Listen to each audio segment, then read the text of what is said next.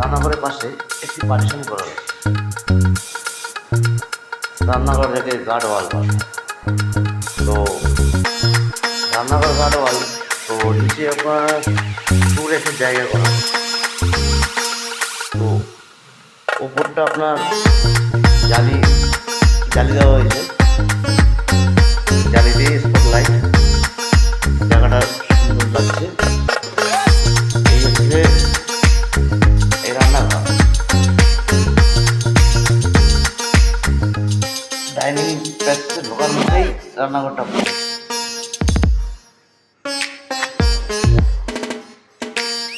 আশা করি সামনাসামনি দেখাতে পারলে কাজটা একটু ভালো লাগে। হচ্ছে নিচ পজিশন স্টোরেজ,